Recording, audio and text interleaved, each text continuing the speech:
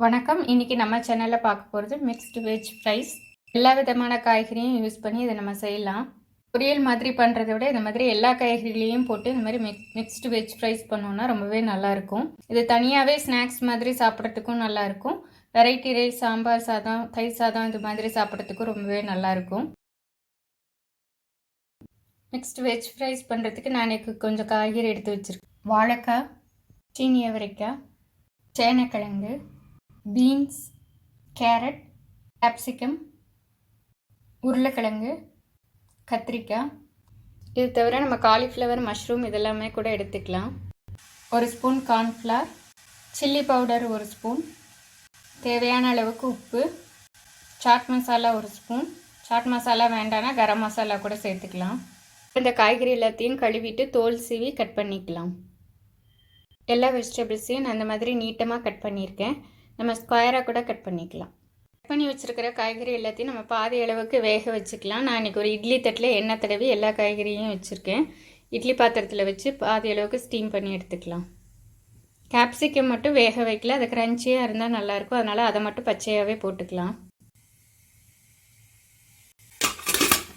5லேருந்து 10 நிமிஷம் வரைக்கும் இது மாதிரி நல்லா ஸ்டீம் பண்ணி எடுத்துக்கலாம். காய்கறி இந்த மாதிரி நல்லா சாஃப்டாக வெந்திருக்கு. இப்போ ஆஃப் பண்ணிக்கலாம் அடுப்பை. இந்த எல்லா வெஜிடபிள்ஸும் நல்லா ஆறட்டும். இப்போது எல்லா காயுமே நல்லா ஆறிடுச்சு. இப்போ நம்ம மிக்ஸ் பண்ணிக்கலாம். இது மாதிரி ஒரு பவுல் எடுத்திருக்கேன். இதில் நம்ம எடுத்து வச்சுருக்கிற மாவு, உப்பு எல்லாத்தையுமே கலந்துக்கலாம்.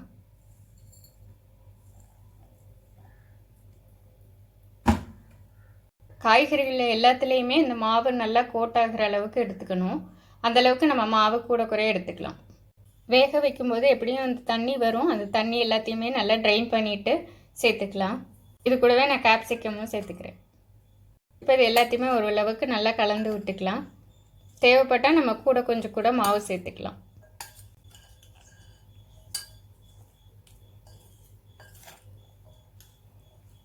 நம்ம காய் வேக வச்சுருக்கிறதுனால அதில் கொஞ்சம் ஈரப்பதம் இருக்கும். அதிலே இது நல்லா ஒட்டிக்கும். தேவைப்பட்டால் கொஞ்சமாக தண்ணி தெளிச்சுக்கலாம். நல்லா மிக்ஸ் பண்ணியாச்சு. எண்ணெய் சூடாகிற வரைக்கும் இது எப்படி இருக்கட்டும். எண்ணெய் நல்லா சூடாகிடுச்சு. ஸ்டவ்வை ஹை ஃப்ளேம்லேயே வச்சுக்கலாம். ஏன்னா எல்லா வெஜிடபிள்ஸுமே நம்ம வேக வச்சுட்டோம். அதனால் வெளியில் உள்ள மாவு மட்டும் பொரிஞ்சால் போதும். ஏன்னா நல்லா சூடாகிடுச்சு. நம்ம எல்லா காய்கறிலையும் கொஞ்சம் கொஞ்சமாக சேர்த்துக்கலாம்.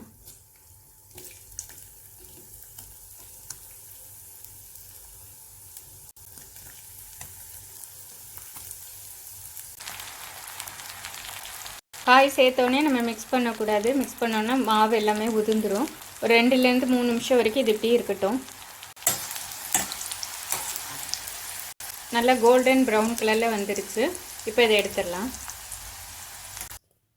கிறிஸ்பியான மிக்ஸ்டு வெஜ் ஃப்ரைஸ் ரெடி ஆகிடுச்சு. கொஞ்சமாக மேலே சாட் மசாலா தூவிக்கிறேன். கருவேப்பிலையும் இந்த மாதிரி ஃப்ரை பண்ணி சேர்த்தோன்னா இன்னும் வாசனையாகவும் இருக்கும், டேஸ்ட்டும் நல்லாயிருக்கும். கிறிஸ்பியான மிக்ஸ்டு வெஜ் ஃப்ரைஸ் ரெடி ஆகிடுச்சு. இது நீங்களும் ட்ரை பண்ணி பாருங்கள். இந்த வீடியோ உங்களுக்கு பிடிச்சிருக்கும்னு நினைக்கிறேன். இதே மாதிரியான இன்னொரு வீடியோவில் உங்களை சந்திக்கிறேன்.